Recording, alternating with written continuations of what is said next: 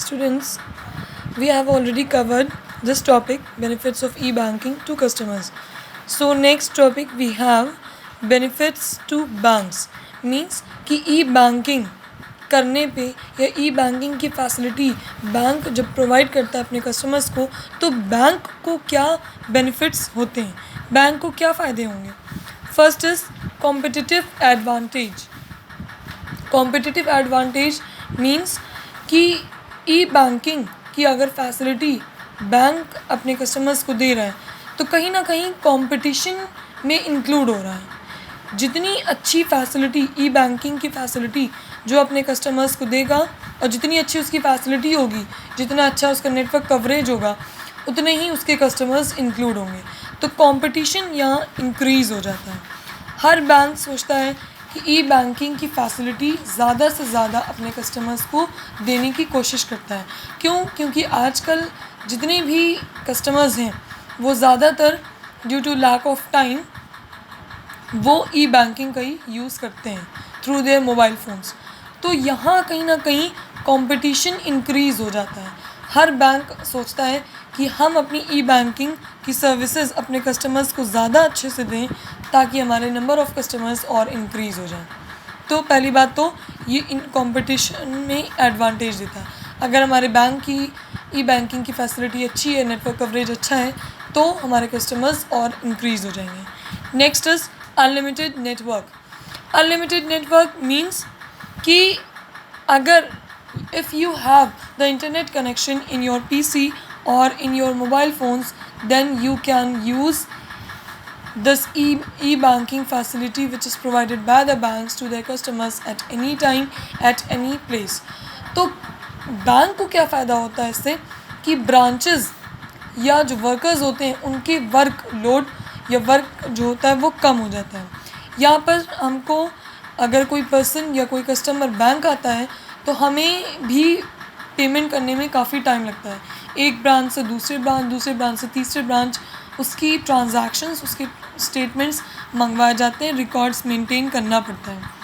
लेकिन नेटवर्क यहाँ पर हमारे पास ई बैंकिंग का है, तो ई बैंकिंग में बैंक को अपने रिकॉर्ड्स या ट्रांजैक्शंस की रिकॉर्ड्स देने में कोई भी प्रॉब्लम नहीं होती है.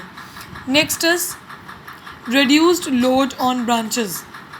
जो अलग अलग ब्रांचेस के वर्क हैं उनका जो वर्क लोड है वो कम हो जाता है.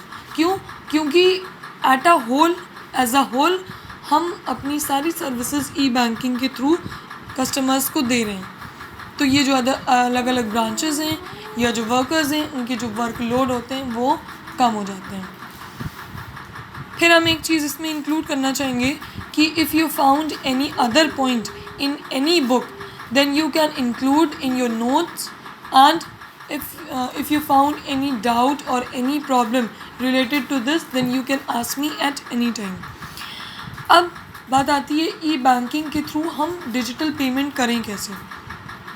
कई मेथड्स होते हैं, कई हमारे पास चीज़ें होती हैं, कई फैसिलिटीज़ होती हैं जो बैंक हमें प्रोवाइड करता है जिसके थ्रू हम ई बैंकिंग फैसिलिटी के थ्रू हम डिजिटल पेमेंट एक दूसरे को कर सकते हैं. From one person to another person, from one account to another account. So for digital payment we have the first option, that is debit card. Debit card कई बार आपने सुना होगा कि डेबिट कार्ड से हमारे पास पेमेंट हुई. डेबिट कार्ड क्या होता है? सबके पास आजकल होता है, आपके पास भी होगा या आपके पेरेंट्स के पास होगा. डेबिट कार्ड एक प्लास्टिक कार्ड होता है जिसमें अकाउंट होल्डर के नेम, कार्ड नंबर, कार्ड की एक्सपायरी प्लस कार्ड के पीछे एक कोड होता है, 3 नंबर्स का कोड होता है. तो ये होता है हमारा डेबिट कार्ड. डेबिट कार्ड की हेल्प से, डेबिट कार्ड बैंक इशू करती है, डेबिट कार्ड की हेल्प से हम जितना चाहें अमाउंट एक दिन में अपने अकाउंट में, जितना हमारा अमाउंट है अपने अकाउंट में उतना हम उसको यूज़ कर सकते हैं. कभी भी चाहे, कितना भी चाहे विथड्रॉ कर सकते हैं. यहाँ पर एक इम्पॉर्टेंट थिंग आपको बताने की ज़रूरत है कि जितना हमारे अकाउंट में बैलेंस होगा हम उतना ही यूज़ कर सकते हैं. For example, if we want 15,000, बहुत छोटा सा एग्जाम्पल लेते हैं. If you want 15,000 rupees and you have only 10,000 rupees in your account, then more than the 10,000 you cannot use or you cannot withdraw the money in your account. Debit card में जितना आपके account में balance होगा उतना ही आप सिर्फ withdraw कर सकते हैं. तो सबसे बड़ी बात डेबिट कार्ड की हो जाती है. सेकेंड मेथड है हमारा डिजिटल पेमेंट करने की, क्रेडिट कार्ड. क्रेडिट कार्ड एक ऐसा कार्ड होता है, ये भी प्लास्टिक कार्ड होता है, इसमें भी ये सारी इन्फॉर्मेशन होती है. इसमें अकाउंट होल्डर की बैक ऑफ द कार्ड इसमें साइन होती है, सिग्नेचर होती है. क्रेडिट कार्ड के थ्रू हम कितनी भी चाहें शॉपिंग कर सकते हैं.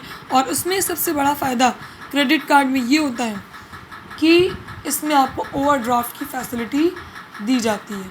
ओवरड्राफ्ट ऑलरेडी हम आपको समझा चुके हैं कि जितना आपके अकाउंट में बैलेंस है उससे ज़्यादा आप विथड्रॉ करना चाहें तो then you can use it. Bank आपको प्रोवाइड करेगा. Only for those customers who have the account in current deposit account, means businessman. Current deposit account में से बिजनेसमैन के ही अकाउंट्स होते हैं. तो क्रेडिट कार्ड में आपको ओवरड्राफ्ट की फैसिलिटी मिलती है. और क्रेडिट कार्ड इशू किसको होगा? उन्हीं को जिनका करंट डिपॉजिट अकाउंट होगा. तो क्रेडिट कार्ड में जब आप शॉपिंग करने गए या आपने अमाउंट को विथड्रॉ करना है, तो अगर आपके अकाउंट में मिनिमम बैलेंस है और आपको एक्स्ट्रा अमाउंट विथड्रॉ करना है तो then you can use it. Credit card में सबसे बड़ा फ़ायदा यही होता है. लेकिन इस पे बैंक आपसे रेट ऑफ इंटरेस्ट चार्ज करती है. ओवरड्राफ्ट पे आपको रेट ऑफ इंटरेस्ट चार्ज करती है बैंक, प्लस एक सर्टेन लिमिट तक ही, एक सर्टेन पीरियड तक ही आप क्रेडिट कार्ड का यूज़ कर सकते हैं. ऐसा नहीं है कि आपने अपने अकाउंट में लेस अमाउंट मींस 15,000 रखिए और आप फ़ौरन विथड्रॉ करते जाने. वो बैंक आपको फिर अलाउ नहीं करेगी. एक सर्टेन पीरियड तक, एक सर्टेन टाइम तक ही ये क्रेडिट कार्ड की फैसिलिटी, ओवरड्राफ्ट की फैसिलिटी आपको मिलती है. उसके बाद जैसे ही आप अपने अकाउंट में डिपॉजिट करेंगे, सबसे पहले बैंक जो आपने एक्स्ट्रा अमाउंट विथड्रॉ किया था वो बैंक अपना अमाउंट उसमें से विथड्रॉ करेगी. तो इसी को कहते हैं क्रेडिट कार्ड, ओवरड्राफ्ट की फैसिलिटी जिस पे मिलती है. नेक्स्ट इज नेफ्ट, जिसको हम कहते हैं नेशनल इलेक्ट्रॉनिक फंड ट्रांसफ़र.